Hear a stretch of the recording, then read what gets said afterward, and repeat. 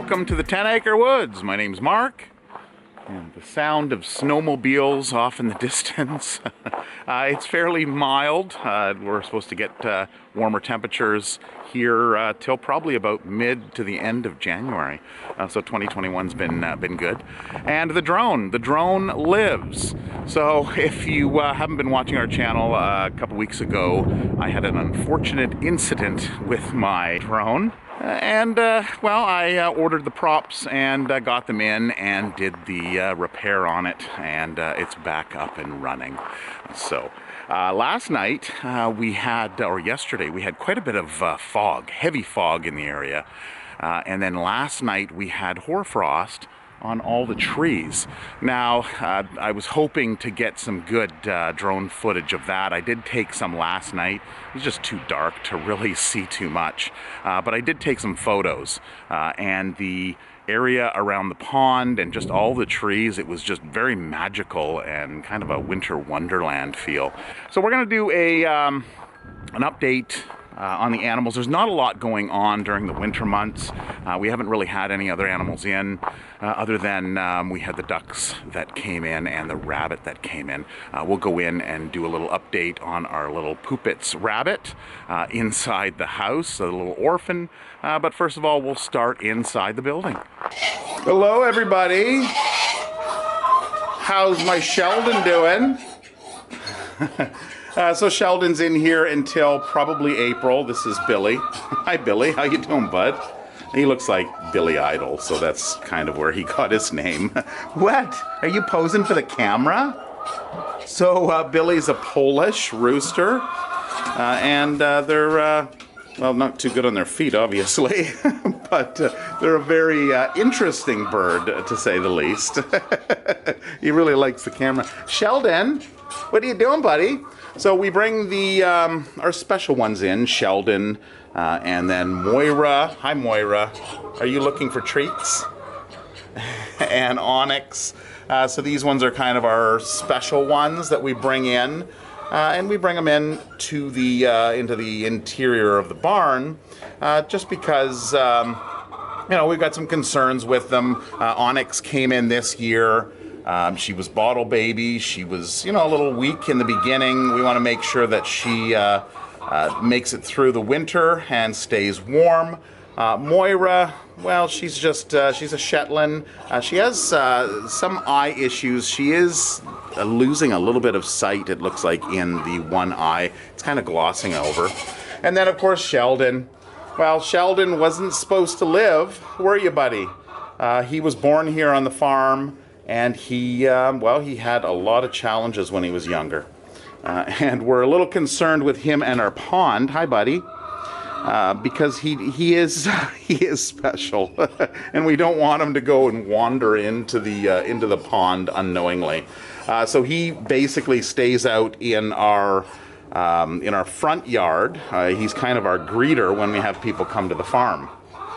Now, what'll happen is when is it? April, end of March, April-ish. What we're going to do is we're going to bring in our female goats because they have been bred, and we're going to bring them into these areas here. That's likely when these guys will go back out into the front area, and that should happen in around, as I said, the beginning of April. Right around the time of Easter, we usually kick off with a Easter event. We have a free event that we put on for the community, and hopefully, if everything goes well, we'll be able to host that event, because usually we get about 300 people here, and it's just a kickoff to the season and just a little bit to give back to the community. Now, here are the Muscovy ducks, so we decided to bring most of them in. Hi, buddy. You guys are funny. Somebody had mentioned in the comments that they want to, you know, what happens in the spring when we release them out into the main yard. Do they make a beeline for the pond? So we'll have to actually do a video on that. I think I did go to do one year, but Tara got a little excited for them and released them prematurely. So our chickens in here, they're usually older girls that we have in here. We're even thinking about maybe doing a hatching this spring as well. We've got a large incubator. We haven't really hatched anybody out, but we don't get a lot of eggs from these ones. A lot of them come in as rescues, mainly roosters, but some hens do as well. Hi Henry, hi Pluto. You guys just hanging out in here. Pluto is a Serama rooster, and while Henry's been around, he's actually fairly old.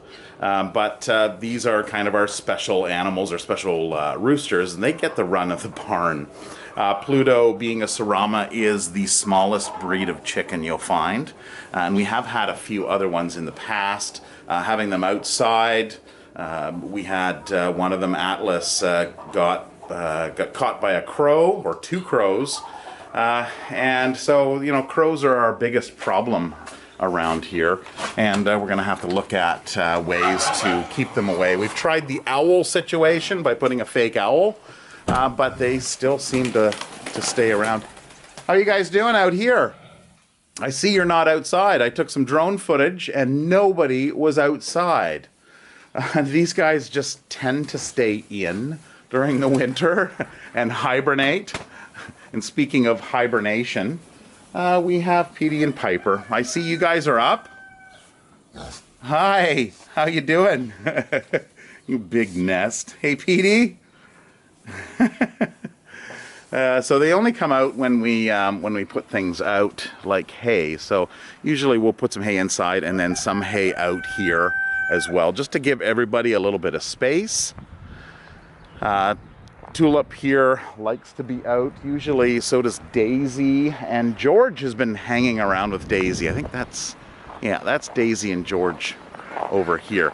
George has gotten pretty big. He came in as a little lamb, and his story is he was out in the field, and he was a failure to thrive out in the field, so the farmer decided he would bottle feed George, and that was the end of it. He didn't want to go away from humans, and he kept on wandering away from the pack, or should I say herd, I guess. And so they didn't know what to do with him, so they contacted us. So Daisy and Tulip are usually out here. George is now hanging out with them. And Carl, how you doing, buddy? Hey. So one of our studs, Carl here. Carl's about 5. What are you, about 5 years old? And he loves rubbing up against people. He's a lovable animal, aren't you, buddy? And then Billy. Billy, what are you doing?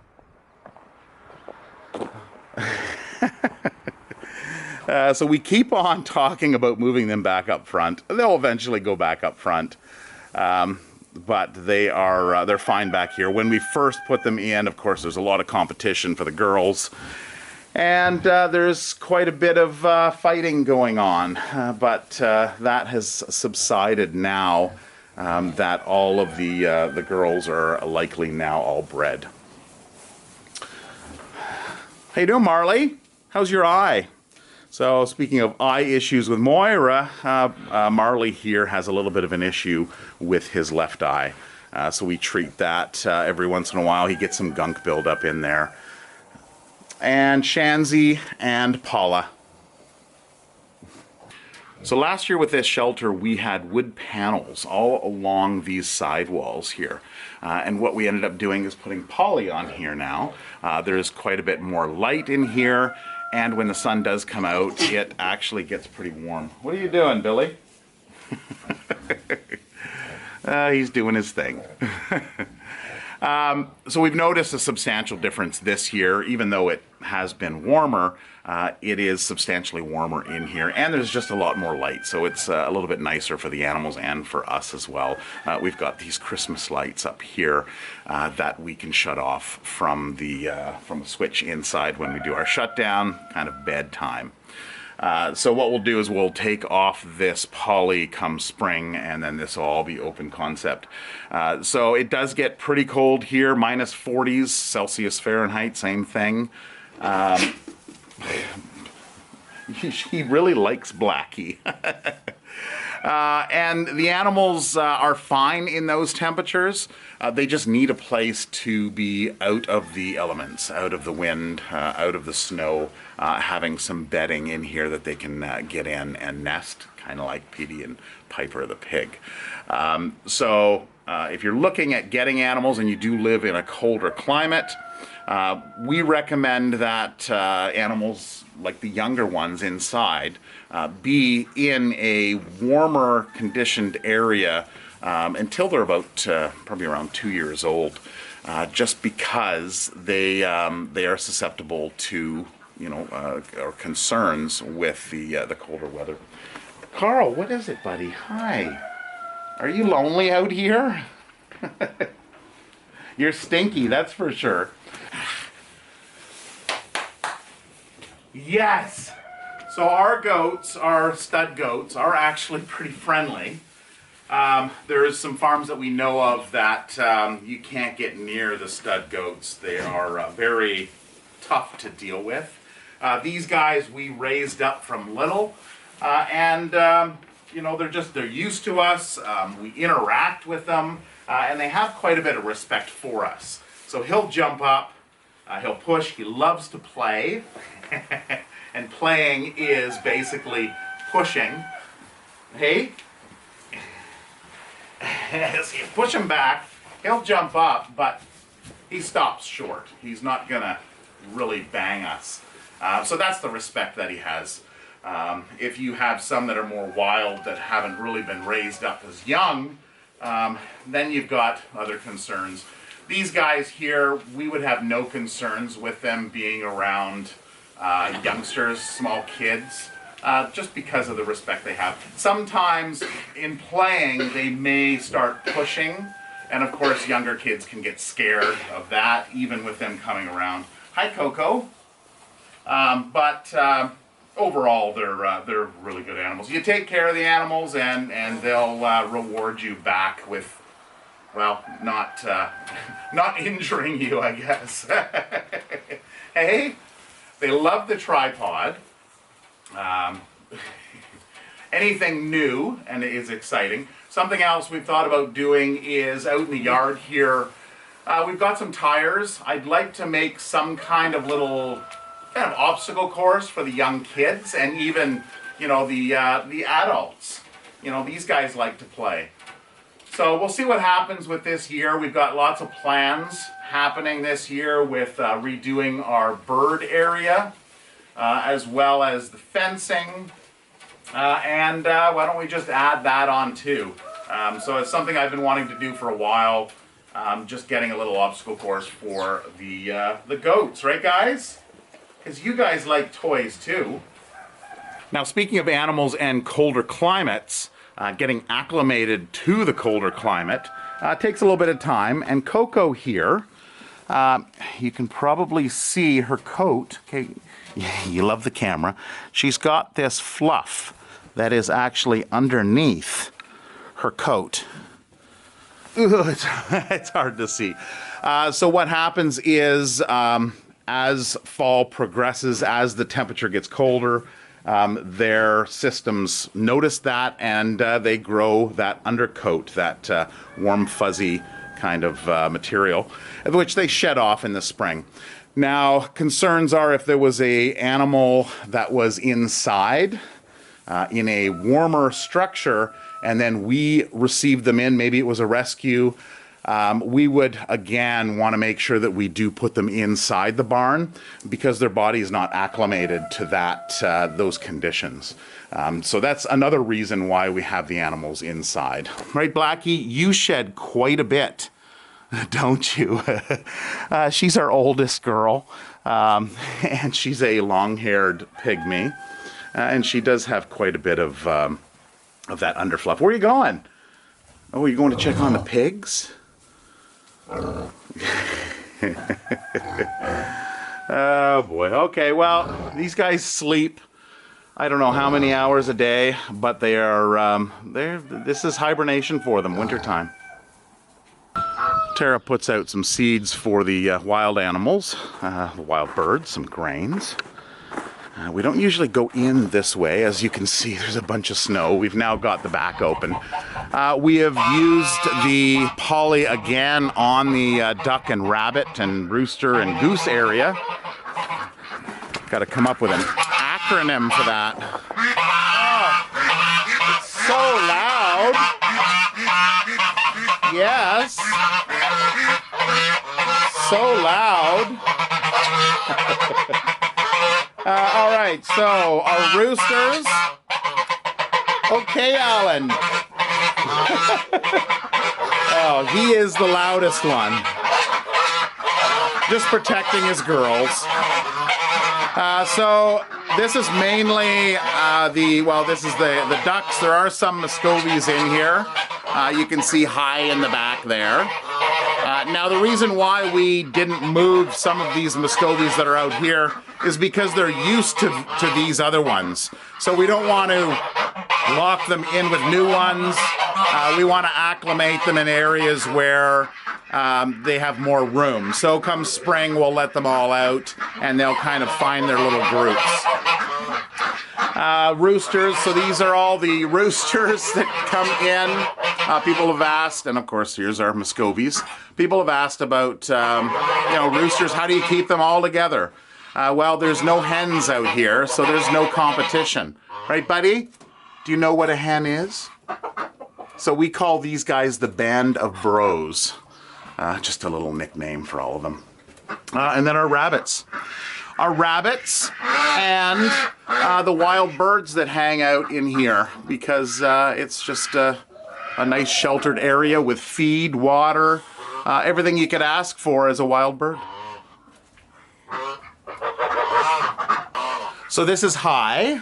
High came in with his brother Guys, and the story with him is he was a little too friendly. The two of them were very friendly, and she had a name for them, but we can't recall what the name was.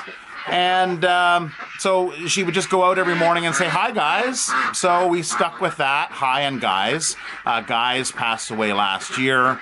High is still with us, and he is a male Drake Muscovy. Very friendly, which is the reason why they came here, actually. They had younger children, and with Muscovies can grab the pant legs of people and try to get their attention, and that just scared the kids. So they decided to not do the Muscovies anymore and go with a different animal. And here's his bros hanging out. So these guys here, again, we didn't want to put them in with the new Muscovies just because we didn't want any territorial issues happening between the two flocks. So we'll put them out in the spring, and then they can kind of find their own grouping. Right, guys? You can see the difference here in size, if I get some good lighting, between the female on the right and the male on the left. Now, electric fencing. Who was that? Was that you? Was that you? I don't think so. We don't take any of that around here. You know, you can do that amongst yourselves. He's trying to get dominance over me. So he is obviously one of the alphas out here, if not the alpha. No. Come here. We're going to talk about this, buddy. So I had to put the camera down to actually catch him. So with roosters who are a little alpha and like to attack people, what we usually do is we pick them up and we hang on to them. So that just... Okay, can I get some peace around here, guys? So hard to talk with you guys like that. So by holding him, he's not in control. I've got him. He realizes that, and this is the way we kind of train our roosters. It only works for a short amount of time, and then they'll come back and they'll try again, just like roosters do. But we are the alphas here, and I want to make sure that you're aware of this. Okay, so I'll put him back down. And what is he gonna do? What are you gonna do? You gonna make a move, buddy? All right. Well, he might. I turned my back, and that's why he did what he did. All right, I'm watching you. I was just mentioning here the electric fencing. Now, I did a video on that. I was curious as to does the electric fencing work during the winter when you have snow and frozen ground? I did a video probably about 4 years ago. Ah, yeah! There it is. Okay, so it does shock you. Touching ground. Where I think it was called Farm Science.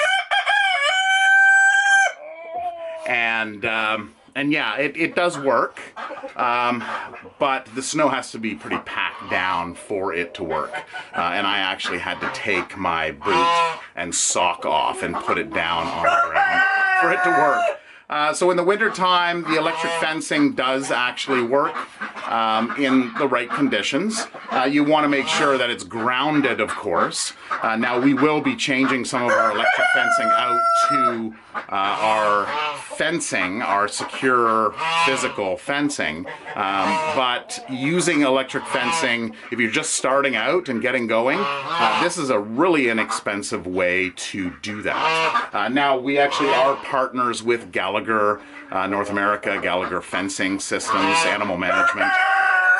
You can use the link down in the description to get 10% off your purchase on their website. And then people had asked about buying local, which we want to support local buying as well. And we do have a farm supply company here in Anola. Now, what you can also do is if you want to go in and support local, you can go into your brick and mortar store. You can buy the fencing. What you do is you keep your receipt and then you call Gallagher's 1-800 number and then you talk to them about the 10% rebate. Just give them the code 10 Acre Woods and then they'll key that in and they'll be able to process a 10% discount even at the brick and mortar store. Afternoon, Levi. How are things up here with the girls? Hey, buddy. Now, we put these guys up here just, the main reason was because of the pond. Not necessarily Levi here, it was more so the girls. So we had them walking across the pond before it was fully set. Of course, it was set enough that they had no concerns, but we were still very concerned, especially because of the mild temperatures this year. So we decided let's try them up front, and it's actually worked out really well up here. They do have the 2 shelters. They've got the one there, and they've got the one over here as well. So our plans for these shelters is to possibly, we may retire that one at some point. But we designed this shelter here so that we could build another shelter beside it and come out this way, and possibly a shelter that comes out this way, and then maybe connect the roof and have a walkway that comes through. So we've done a lot of planning over the years. When we first started, we didn't plan our buildings, and we ended up, was that last year? Or the year before? I guess the year before.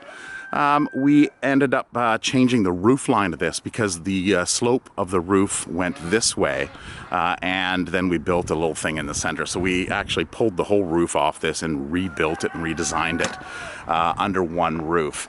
So thinking how you're going to house the animals, these buildings here were allowed to build without a permit, anything that's under 103 square feet, I think it is. So this one is 10 by 10, so it's 100 square foot.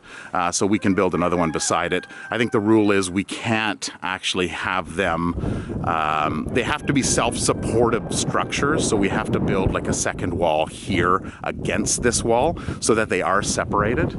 But it's just something to look at if you are planning on doing something like what we're doing. Now, last week we had talked about some other animals coming in for rescuing, and it was, my understanding, an older guy had passed away, and he was tending to a bunch of rabbits. There was about 30 rabbits, I think. And so we were contacted by them, Yeah, we said we've got room for them. We can take them in. They have since found another place, so that's good. They're on the other side of the province. Maybe it might be a logistical reason why they decided, and they found a home, so that's good. So they won't be coming in, but you never know what happens from week to week. We get calls. We work with the local government, the provincial vet, rural animal management services, as well as a few other agencies. So we can get animals in from any time. So we're going to head inside and check in on, well, our inside little bunny rabbit. Poopitz, I see you in there. Are you playing shy? She's in her house. Oh, there she is there. Hi, come on out. Oh, don't be shy. Here, let's grab this little bowl, because this is her milk bowl. We're actually not giving her milk anymore. Here, look, what's that? What is it? He says, you can't fool me. Come on out, look, look, what is this? What is this? Look, there we go. Maybe we can fool you. Hi, how you doing, little bunny? So she is, we figure she's about 6 weeks now. She was a week old when she came in without her eyes open. So her and her siblings. Of course, her siblings, they were eating just as much as she was, but they just weren't putting on the weight. So they passed away within 48 hours of them being here. Both of them fairly close together. I think it was early one morning. But this little girl here was putting on the weight nicely, and she is now done her milk supplement. She's eating hay, and she's got all of her food in here, and she's doing really well. Hey? Yes. Quite often you see her in here running. She'll run out of her little house and she'll run around and bolt back. She's very playful. We're going to have to upgrade your home to a larger house, aren't we? We've already upgraded the house here. She had just a little cardboard box, but now she's got her bigger house. We are now downstairs in what Tara calls Nature's Craft House. So this is where all the crafting happens. We picked up a laser engraver a few years ago, and we've just been working on a project. This is kind of the template. It's a frustration rummy board, so it's all kind of set up and jigged. We ended up making 60 of them. Originally, we had checked out a Facebook post, and there was some interest in these boards. There's water. Oh, yeah, we've been having people come in and pick the boards, the actual boards they want. There's these are fir, and then these are poplar. So we drilled out the holes. We laser engraved it and then drilled out the holes, and then we verithaned it. So that's what they look like. Starting out with, we picked up two 8-footers. And did 10 per board. We had 20, and then things just blew up. Tara's making pegs out of bamboo.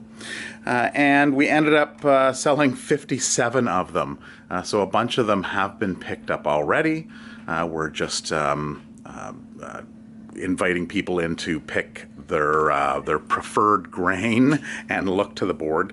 And these are actually bamboo skewers that are cut down to size. And then these are those little... iron beads. Yeah, you put them in a design and then you heat them up with parchment paper. And they look like little matchsticks. Yeah, so then when they're done, they look like... just little matchsticks. So these bamboo skewers are 1/8 of an inch, which is the size of the hole. So that's what we've been doing lately. Tara's got her reading glasses on because she is blind without them now.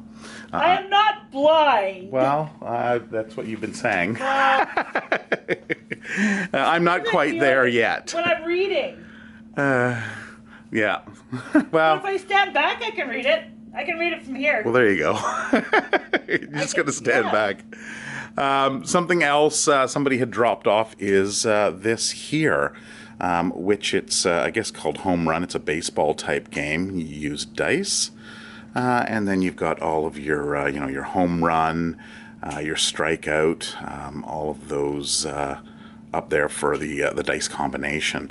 So this is kind of a neat game. So the center emblem in the middle here is another company.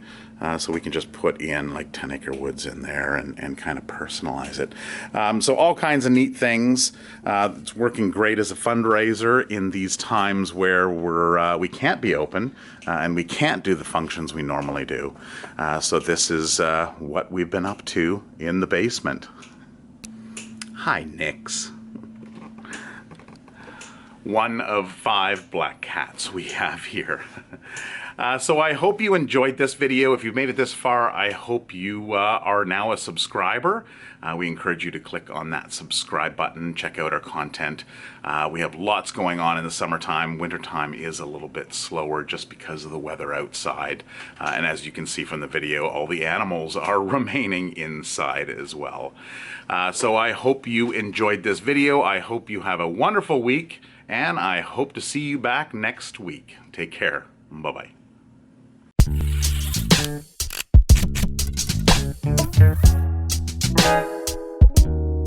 you.